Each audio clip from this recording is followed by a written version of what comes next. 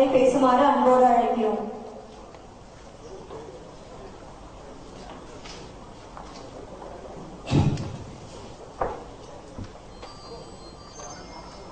இந்த விழாவில் கலந்து கொண்டு அண்ணன் கேஆர் அவர்களுக்கு, கலையராஜன் எம்எல்ஏ அவர்களுக்கு வணக்கம் சொல்லுகிறேன்.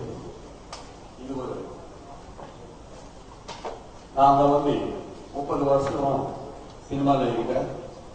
கேஆர் சார் எனக்கு 30 வருஷமா பார்க்கப்பட்டாலும் கேஆர் சார் ஒரு பெரிய எண்ணம் மாதிரி எனக்கு.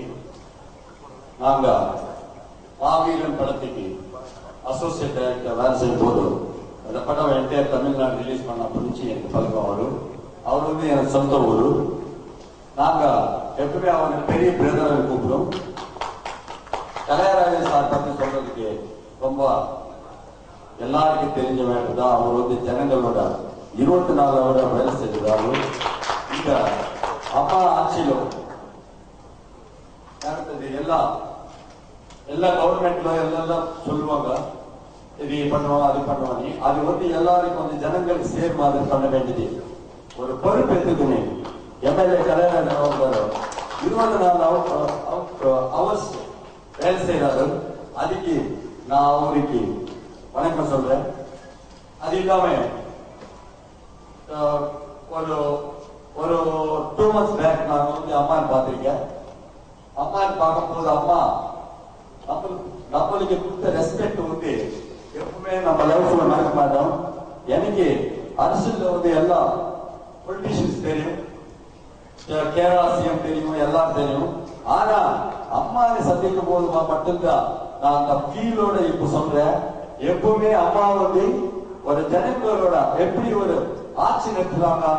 இந்த தேசத்துக்கே அம்மா பிரதமர் எனக்கு ஒரு ஆசை. நான் தெலுங்கு சங்க தலைவராக இருக்கிறேன். இந்த தெலுங்கு சார்பில் அம்மாவோட இப்போ இந்த ராவண தேசம் ஒரு படம், நாங்க அம்மா தேசம் ஒரு படம் எடுக்கிறதுக்கு அந்த அம்மா பண்ற நல்லா ஆட்சி ஜனங்களை தெரிவிக்கிறதுக்கு இந்த மேடையில நான் சொல்றேன். இது உண்மை, இது எனக்கு ஆசை. அதுக்கு கேஆர் சாரு, கலைராஜன் சாரு எல்லாரும் எனக்கு இது சொல்லணும், எனக்கு ஹெல்ப் பண்ணுவோம். இந்த விஷயத்துல ஹெல்ப் பண்ணுவோம். நான் அண்ணா கேஆர் அவர்கள் எல்லாரும் இன்னைக்கு ஹெல்ப் பண்ணுவான்னு கேட்கிறேன். ரொம்ப நன்றி, தேங்க்யூ. இந்த டீம் பற்றி சொல்லும் போது நாங்க என்ன சொல்றோம்னா, இந்த அஜய் இந்த படம் நான் பார்த்திருக்கேன். நாங்க தெலுங்குல 30 படம் இப்போ ரிலீஸ் பண்ணிருக்கேன். அதுல சூப்பர் டூப்பர் ஹிட் படமோட இருக்கேன். ஜெயவன் ஒரு படம். அந்த படம் மூலமா ஜெயம் ரவியன் ஒரு ஹீரோயின் இன்ட்ரோடியூஸ் ஆயிட்டாரு. அந்த படம் 175 days போட்டிருக்க தெலுங்குல. அந்த மாதிரி ஒரு படம் எடுக்கும் போதோட நான் இந்த மாதிரி ஒரு ஃபீலோட இல்ல. இந்த படம் நான் பார்த்ததுக்கு அப்புறம் இது ஏதோ ஒரு பண்ணணும். இந்த படம் கண்டிப்பா இது ஜனங்களுக்கு போய் சேரணும். இது ஆந்திராவுக்கு பசங்க எடுத்த படம். இந்த படம் ஜனங்களுக்கு ரீச் ஆனதுக்கு அப்புறம் தான் இந்த படமோட டெப்த் தெரியும்.